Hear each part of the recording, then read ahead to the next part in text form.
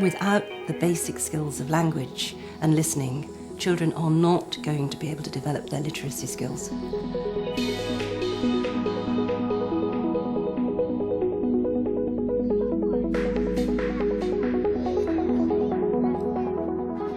In response to teachers' concerns about the poor language and listening skills of many children entering Key Stage 1, former head teacher and author Sue Palmer has been researching the best possible basis for language and literacy learning in the early years. In part 1 of Laying the Foundations, we looked at arguments for a structured but balanced, orally based curriculum in the early years. In this programme, Sue reflects on early years approaches developed by Galina Dolya, whose practices draw on the writings of Russian psychologist Lev Vygotsky.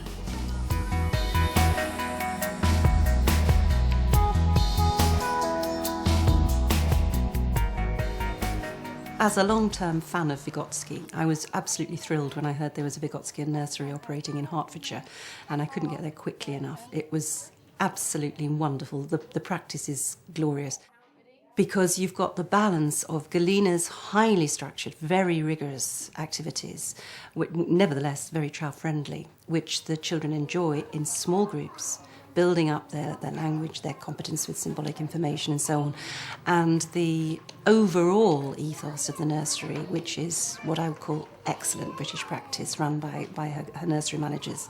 So the children are taking from their teacher-directed sessions into their child-initiated play. Their language is being moved backwards and forwards between the two. When it was raining, I didn't see a rainbow.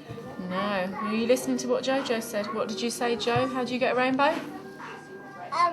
When it's... The sunshine drives the rain. When it's sunny and rainy. So watch carefully. It's sunny then it rains.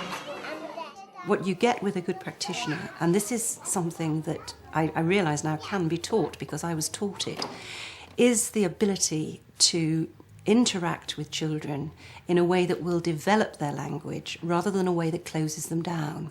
What I've been taught to do now is what you see a good nursery practitioner do, which is just go in, sort of walk up, sit down, smile, so you try not to be too frightening, and say something like, I can see you're playing in the sand.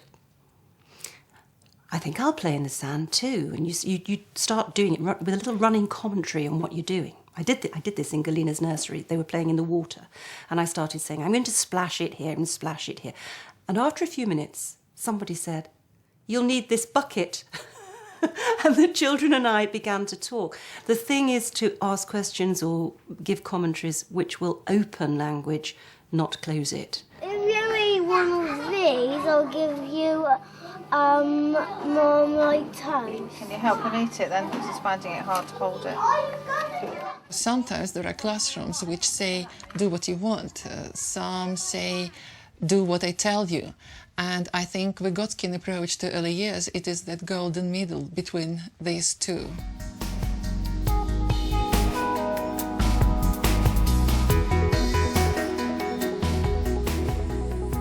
Once upon a time, there was a farmer. Let me see your farmers.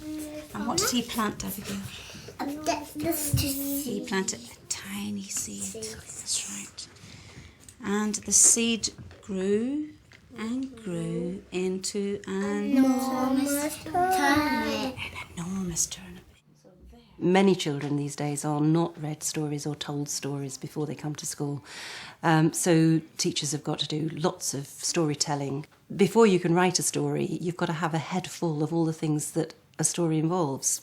Characters, settings, plots, but also the language of stories, once upon a time, and the sorts of ways stories are told, which is sentences which aren't similar necessarily to the ordinary language of speech. The old lady pulled the man, and they pulled, and what happened this time? Pop, pop, pop! It came out of the ground. Games like making story maps, Galina's story symbols, all of these will help enrich that. I love that little boy telling his Goldilocks story. I thought it was gorgeous. She eats the porridge and sits on the chairs and breaks the baby bed. Oh, she's naughty. And she sleeps on all the beds that the daddy one is too hard and the mummy one is too soft. It helps them to create their own stories and to be very creative, because then they have sort of a structure on which they can rest and to talk about. We are a very visual society, so you can move into the written symbols that they see around them in the street. And opportunities to use environmental print as early encounters with reading and indeed writing through their role play is very, very useful. What's this one? It's jump. Go on then. And then it's another jump. Then we hop. Then we hop again. What do we do here? Curl up with everybody. That's it. Then The business of symbols, again, when the children were doing the clapping and stamping and jumping in response to symbols, that's a beautiful activity because it's involving movement, responding to visual symbols, and it's got the whole business of left-right directionality, which children have to learn in order to read. I'd love to do that one.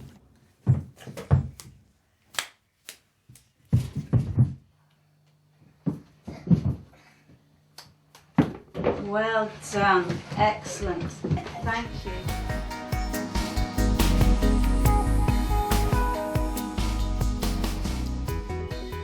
Ready to wake your tired hands up and your fingers?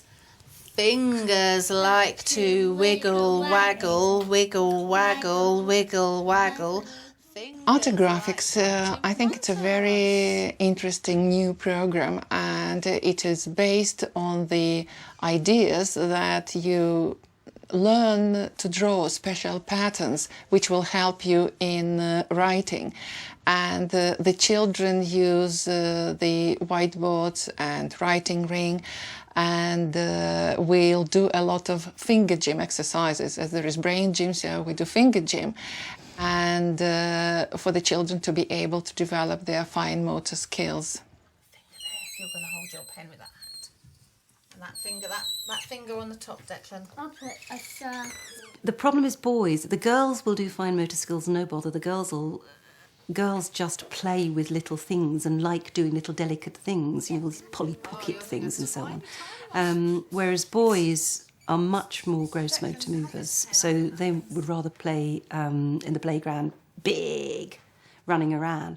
And it can sometimes be difficult to get boys to develop their finger muscles and their fine control. So you've got to look for boy-friendly things like locks and keys, tools, dinosaurs, always go down big, that they'll want to play in small world environments with. Because until you've got that hand-eye coordination and that control, that muscular control, you can't use a pencil. Tickles. It does, it is a bit tickly, isn't it? It's like a prickly hedgehog. Like thorns. Thorns, you're right, Declan, that is a very good thing. The lesson was beautiful, wasn't it? The finger exercises to strengthen the muscles, the finger ring, which is a brilliant way to get children to start holding the pens and pencils correctly. Learning the shapes, the basic 3 shapes that underpin English letters, and then concentrating on certain sorts of movements, which then can be taken into art activities. I saw that actually in the nursery when I went to visit. The shapes they were making in their artographics lessons suddenly turned up in their artwork that they were doing independently later. But also looking at those shapes and thinking what they are standing for, ladders and fences and stairs, one little boy said, didn't he? Brilliant. Lovely. Mind that water because it'll go all over you and then you'll be a bit wet.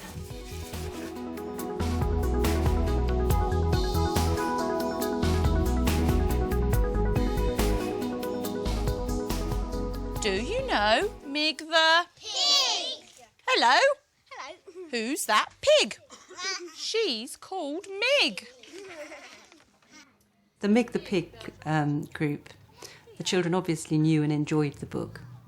And that repeated reading of books is such an important element. We had lots and lots of rhyming words in there, didn't we? Can anyone think of a rhyming word that we just heard?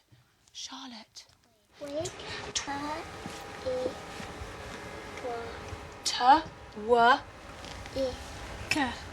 Good girl, well done.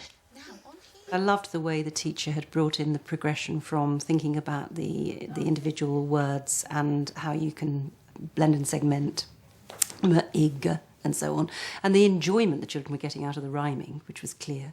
When children start enjoying rhyming, you know they've got the starts of phonics, and they start playing with it themselves. Good boy. Can you put it with an ig? Good boy. Go and sit down. Has he made gig? Yeah! Yes, well done. G. She'd also used magnetic letters to help children practice that making words, and then it had built up to words on cards, so we were moving up towards a sentence level. I think it's really important with young children that we concretise the activities in this way, so using words on cards to build up your sentence.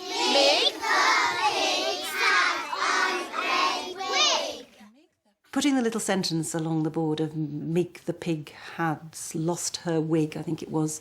I really liked that. I thought it was lovely because I think it's so useful for children to see words that they can pick up and move about, the actual concretising the words.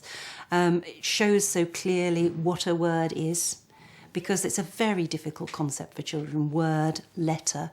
So helpful if you can pick up a thing called a letter, pick up a thing called a word. It shows the gaps between words and the way they go down. The teacher was showing how to write just the one. You don't have the boredom of writing the whole thing, you know, just one word that she showed to her. And of course the full stop at the end, which the children all remembered. What do we need at the end, like someone reminded me? Well done. A full stop at the end of our sentence. That is a very, very good way to put sentences together and help children see what it is that makes a sentence. OK, Heidi, yes, what word did you have? Ig. Can you sound it out for me? Good girl, well done. Anyone got another? Rhythm and rhyme seem to be critical to reading competence. So music has advantages in that respect. And I'm seeing more and more teachers, it's lovely, turning the things that they want the children to remember into a little song. What was it? Somebody was doing from the other day. It was a phonics one, to the tune of Little Brown Jug. Ka-atta, ka-atta, these three sounds are ka-atta, ka-atta, ka-atta, these three sounds make... And the children give you the word back. Yeah, lovely. A Finnish teacher said to me, music tunes the mind to pattern and the ear to sound. Perfect, exactly what it does. It's lovely to see phonics back on the landscape again, I have to say, because for a long time, you know, it was banned practically in this country, and we had many children whose education suffered a lot because they weren't doing phonics. So it's great to see that it is being taught, and it's being taught well. Oh, very good girl. Twig, go. Well done. Very, very clever. Being ready for school doesn't necessarily mean being able to read, write and count, but being able to learn how to read, write and count. Children learn best when they are enjoying themselves. If children are having fun, they will probably learn as if you have structured the fun to get the right result that you want out of it. So it's really important that children enjoy what they're doing.